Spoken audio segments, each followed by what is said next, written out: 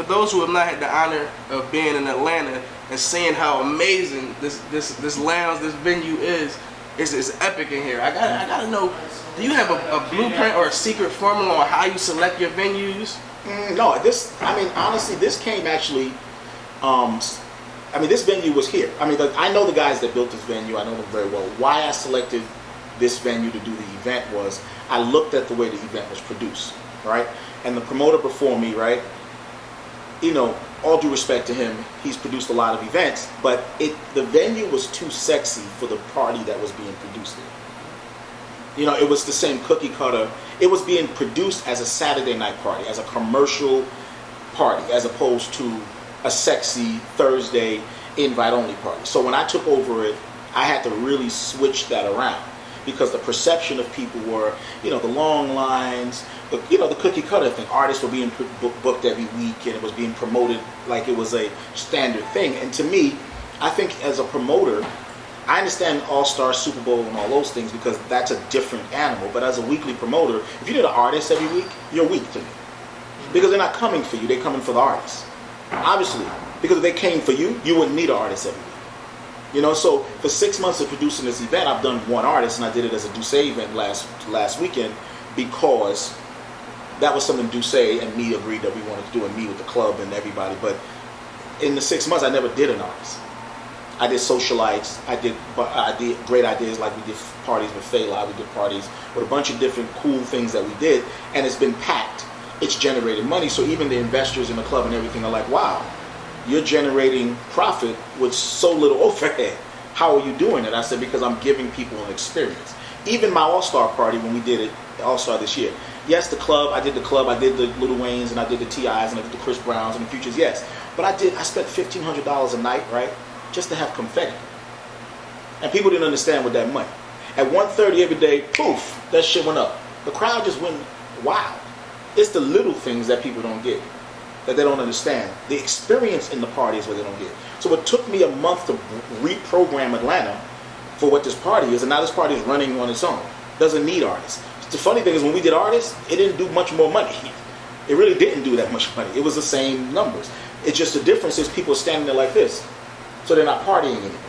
I'm trying to take it back to the Atlanta I remember, the New York I remember, where people actually party. And at Vanquish Thursdays, people come in and they enjoy themselves. Obviously, they're popping the bottles. And what happened is, once I stopped booking the talent crazy, the talent came themselves, because the talent are people. They want to go somewhere nice and be able to enjoy themselves and not feel like they're in the fishbowl.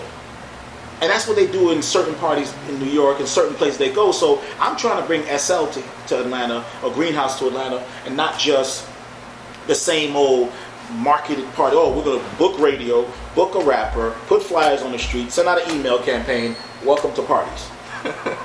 I don't want that, because it's not working. And what's happening in Atlanta, they're realizing, which is the craziest thing in the world, is all the people that are talking, that are influential in the city, are saying, oh, well, people are not partying no more, the market is slow, they don't have the money, they don't want to spend the money. And I said, no, it's not they don't want to spend the money.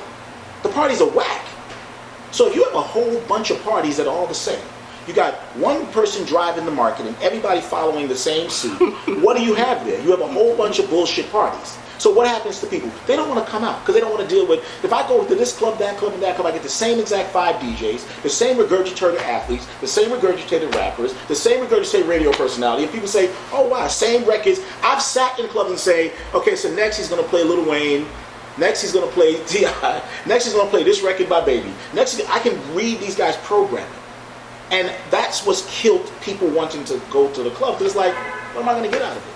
You have certain groupie parties that I don't care as long as the athletes or rappers, but most of them are just disenfranchised by it. So what they did was, they eventually started going to neighborhood bars, which they're calling these lounges on Peter Street. So they started going places like that. And what they're finding is a lot of people like-minded like them started following. So now you got these little neighborhood bars that are 50 people deep, like Ultimate, and people are saying, how is that happening?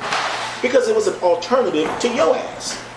You understand? It was an alternative to the same whack cookie cutter parties. So what I tried to do here on Thursday was try to give people just a different feel, and like simple things like bringing in DJs from out of the city. You know what I'm saying? Bringing in deep. That's the simplest thing, where music just sounds different. Because people who are VIPs, people who are influencers, people that are socialites, they fly to Miami and party. They go to live. They go to, a Cameo. They fly to New York City. They go to Greenhouse. They go to places. They fly to Vegas and go to Marquee. And then they come to Atlanta, and it's like, what the fuck am I? What is this? So then they don't want to come out. They're like, I'll just leave. And Miami's 2 hours away. And a couple of club owners are complaining like, man, people are flying out to Atlanta to go to live. Yeah, it's going to cost $200, and it's an hour and 20-minute flight. I would too, because it's boring. What am I getting here? So that's what's happened. That's happened to Atlanta, and what I've tried to do is just bring change, and it's slowly, because you got a lot of cool people that are trying to do the same thing. So I'm not the only guy that's doing it, but I'm glad that I've been able to be influential enough to watch people try to change. And I've seen the changes since I even started doing the Saturday party. I started doing a year and a half ago. That I don't do it anymore, but I watch the way I marketed it. I see how people are marketing the same way and how they're trying to change. And I think that's what Atlanta's gonna, for Atlanta to really, really survive in the club business the way club people want to, it's gonna have to be that. For those who aren't that educated in the partying system, could you explain to the world what's the difference in a club atmosphere and a lounge atmosphere? A lot of times people get the two confused, thinking they're the same thing, but it's definitely two different animals. Well, you gotta understand, a club, I think the days of the mega club is over. I think those are over, especially in Atlanta. I think that people are holding on by the nitty gritty, but the profit isn't the same. I think lounge and atmosphere, usually a lounge gives you it's less threatening. What I mean by this, it doesn't require you to be, as you look at Vanquish, it doesn't really have a dance floor, right? It's not designed to be like a place where you busting it wide open in the middle of the floor. That's what a club is for. A lounge is for you to come, enjoy the company, enjoy some good music, chill. That's why this has got a lot of couches, a lot of, it's designed that way. But what's happening is, a lot of the clubs in Atlanta are redesigning to look like lounges. Because technically, Liv did it. That's technically lounge built. If you look at it. All tables on the floor. There's really no dance floor in Liv. You ever notice that? No. Look at the club and find the dance floor. There really isn't a dance floor. It's all tables. People stand on the furniture and dance. That's the design of it. So you're going to have a morph, like kind of a club lounge thing where people are coming, like even here, they stand on the furniture and they enjoy it, and people just walk around, and then that's what you're running. So it's kind of like a lounge that's kind of clubby, where people, so the party is in here, but it doesn't force the actual aggressiveness of a club. The way you walk in and the dance floor is empty, and people feel the need to, who's going to be the first one to go on the dance floor, and then somebody goes gets a drink, and then that breaks that, and as the crowd coming, it doesn't have that feel. I mean, we could do 200 people in here, and it still would feel cool. And that's, even though the capacity is bigger, we can still do it. And people don't feel as threatened by, like, if in a club, these tables wouldn't be in here. So if you brought someone in here, he'd be the first one in the middle of the floor standing around. And that's usually very aggressive, like being in high school. Who's going to be the first one to break and dance with the girl? That's what you run into in a club. In a lounge, you just slide into a corner, chill out, sit down somewhere, and just relax. And what happens is a lot of the talent do that. And they don't even want the middle section. They want to come over here in the corner and just chill out and enjoy the music, enjoy the atmosphere. And that happens every single week. And it's not, we're trying to give it a place where, so when I'm Instagramming all the talent, it's not because I booked them. They just show up. Because it's somewhere they want to be, somewhere they want to party. And just changing the music, playing more records, not the same 15 records that a radio plays. This is not a commercial party. This is a tastemaker event, and tastemakers tend to have an advantage where they hear music first, so they know the next hottest records. So don't be afraid to play a David Guetta record, because they know that the beautiful models, the artists, the talent, the executives, they know those records because they travel the world, they travel city to city, and that's what Atlanta didn't offer them in this type of a setting. You would have to leave and go into a general market night to get that. And then now you're getting all of that and not enough hip hop. So I'm trying to give people a balance between cool. I mean, like you're feeling like you're at Nell's. Sometimes you go back there once in a while, some Uptown records, some old school Bad Boys, some, all of that stuff, and then you come right back and you're playing, David Guetta, you're playing some EDM stuff, like some, good house, quick music. Then you come right back, you play some Trinidad James and some Jeezy and some T.I., and then you go right back into some R. Kelly 12 play, giving people that atmosphere. So it's not, you don't know what's going to happen. Every week you can't program. This DJ doesn't sound programmed at all. Very diverse. It's so every week it could be, when we book, like one of the weirdest things is we book DJ Clue, which sounds the most weirdest thing to people, but He hasn't been booked here in forever. You know, and it's like no one in Atlanta thinks to do that. It doesn't register. You know, it's because they just think, I'm going to follow the trend. No one else does it, so I'm not going to do it. What's your current stance on hip hop? You know, you're from the New York area, so you know that market. Being in Atlanta, you know, understand that market. What do you feel is the current state of hip hop? I think that is where it needed to be. When I say that, I mean as popular culture. And having been one of the guys to be a part of like the Dipset movement, managing those guys and producing that stuff, and Kim and Junior Mafia and all those early on those guys, we were the ones pushing the Hamptons and trying to push hip hop into that world where it became a general market thing where everybody looked at hip hop as being for its commercial success. And what I mean by commercial success, not MC Hammer commercial success, but accepting it as just a music, popular culture, where a Lil Wayne can mess with a skateboarder. You know, seeing that makes me look at hip hop. I just wanted to see hip hop be that more than anything, because you know I'm the guy that was on Columbia University campus in the early '90s, and people were like, "What do you mean, DOS effects?" Do you understand what I'm saying? They don't know I don't know what you're talking about. I'm like, oh, they didn't listen to that. They were listening to Nirvana at the time, you know. And now you can go to the Columbia Records, and you can go to Columbia University campus and say Future, and they go, oh. You understand? And they start singing the song. That's where hip hop is today, and that was enough for me. You know, so I think that a lot of people tend to think that hip hop culture as a whole has a blueprint. And what I mean by that is it's supposed to be something. It's supposed to be backpacky, or it's supposed to be lyrically. No, hip hop as a culture is every movie, it's every clothes, it's the party scene, it's the bubble gum, it's it's hip hop R&B, it's rap, it's gangster rap, it's commercial rap, it's booty shake, it's as a culture it encompasses all of it. And I think that we have to see it. That it's all the reality shows, it's Love and Hip Hop, and like all that stuff is hip hop culture. You know, and I think we got to look at it that now it is mainstream. And our responsibility to that is the most important. How do we keep maintaining that? Because now you're seeing this whole swoop of EDM stuff where they're all starting to merge, you know, this other thing they're trying to push. And we got to make sure that hip-hop survives that too. You know, so I think as a culture, I don't really have, I may look at a guy like Kendrick Lamar and think he's dope, but I look at a guy like Lil Wayne and thinks he's dope. I'm from Brooklyn. I know Jay-Z, I've known him, but I'm not going to say that, oh, Jay-Z is better. I think it's a relative taste. It's kind of like Marvin Gaye as opposed to, you know, who we might think today is R. Kelly. Like, that's generational to me. But I think that hip hop has always been. It's kind of like Common did it best. I think I love it, right? That's hip hop as a whole. You know, it's always been a chameleon. You know, so and people have always tried to make it about one thing. It's KRS-One. No, it's not. Because when KRS-One was hot, NWA came out too. They weren't hip hop.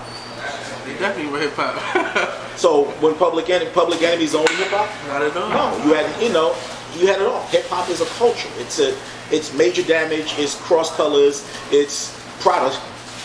It's Air Force Ones. It's J's. It's all of it. Doesn't change. Hip hop as a culture. It's what we define it to be. And we've defined it to be what it is, and that's what it is. So I'm okay with the state of hip hop today. I don't believe that it's people feel like it's on its way out because we don't have 10 Nas's. No, we don't have 10 Nas's. We have Kendrick Lamar. That's where hip hop has gone. It may not be, you know, it may not be, it was written, it may not be Illmatic, but it is this generation's version of Illmatic. And when you were younger and I was younger, I remember my parents saying, that's not music you're listening to. When I was listening to artists, they were, that's not music.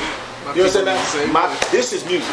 Roberta Flack is music. I don't know what this Mary J. Blige thing you're talking about is, or this Whitney Houston thing. We know, you know, it's about Mahalia Jackson. It's like, Grandma, what are you talking about?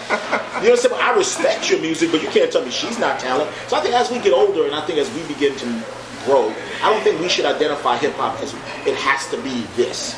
I think Chief Keef is hip-hop. You know what I'm saying? I think it's all hip-hop because it's a culture. It's not just the music. It's everything that encompasses it. And I think within the culture, there are rating systems and demographics like every other. It's like a world. You know, it's like a race in a way, where there's white, black, there's Asian, there's mixed. That's how hip-hop is. It's it's this united group of things. So I don't, being a part of a Biggie or a Little Kim album doesn't make me say that, you know, Iggy Azalea isn't hip hop. She is. She's dope to me. You know what I mean? That's just what it is. You know, and I have people arguing, who's better, Lil Wayne or Jay-Z? It depends on who you ask. You ask my niece, she's gonna say Lil Wayne. You ask my sister, she's gonna say Jay-Z. Who's wrong? One's 40-something, one's 20-something. Right? So hip-hop as an art form, I think, has grown, and I'm impressed by it every day. Because it hasn't stopped. Do you understand? It hasn't stopped growing. It's forced general music, right? Where now every general artist has a hip-hop guy rapping on this stuff. Or a hip-hop female rapping. All these pop records, quote-unquote, all these EDM dance records got hip-hop people. Flow Rider is hip-hop. You know, Nicki Minaj is rapping on, you know, Katy Perry records. Hip-hop has made its way where we dominate music. That's what everybody should be happy about. You know, and that's the music that I remember us fighting our way into the Hamptons and fighting our way into these colleges and for hip-hop, and the guys before us that fought their way in. And now to see it where the average kid is walking around with ECM on. When I'm coming in, I'm like, wow, I'm on a plane, I see little white kids from England with ECM on. I'm like, wow, interesting. That's cool. To me, that's like, wow, it happened. The dream is real to me. But to other people, they're like, oh, look, they're not real hip-hop. Yeah, who can say that? When hip-hop was invented, it was one thing. It wasn't, right? Hip-hop was a, what? Was a morph of another music. We took music. It continues to be. Exactly. We took music and we switched it around. We sampled other people so those people could say, we're not real music.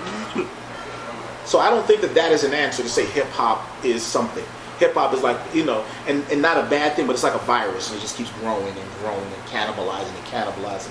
And that's all we want, is to know that a rapper in Tunisia on Facebook started a revolution that overturned a dictatorship in that country. Think about that. That was hip-hop. A Tunisian rapper started it on Facebook, and next you know, a president was top, and democracy happened. Did they tell you that? That's a different world. So there are people that sit there on this pedestal and tries to create a rating system for hip hop. And I always argued. I was in LA with some people. We were talking about. I said there is no rating system for hip hop because honestly, we can take it back to the park. And when you hear Kool Herc rap, right? Look at how Kool Herc was dressed. Look at how Melly Mel was dressed. He had the perm down the hair with the tight leather pants and the fucking muscles. He looked like a village people. Today, if we see a guy walking down the street like that, we're gonna think he's a punk. Mm-hmm. He's the same guy that thinks you're not real hip hop. Do you understand what I'm trying to say? So it's all. I don't think that there is a rating system. I think we taste is relative, right? And I think we like what we like. Right? But I don't think it's a rating system to say this guy is that, this guy. If you like underground, that's what you like. You know, some people like Mary J. Blige, some people like Faith, some people like, you know, everybody, some people like Beyonce, some people like Rihanna. That doesn't mean that any of them are whack because they all have their own audience of people. That's just my opinion.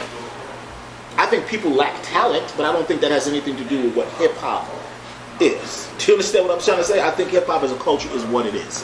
And that's just me. So I don't really believe in putting a rating system on it. I'm not going to be the guy that's going to sit there and say, what the young people here are listening to is trash. That's, again, that whole thing that happens when people are trying to suppress the youth. The revolution can never be suppressed. It can't. So you can sit there and say what they're listening to is whack, but look at what they're listening to. It's changing every day. You know what I'm saying? Flow Rider's commanding $250,000 a show. Is that not good music? Because he samples 80s records. We sampled 70s records. Rakim put a needle on a record. Those are samples. What makes him different?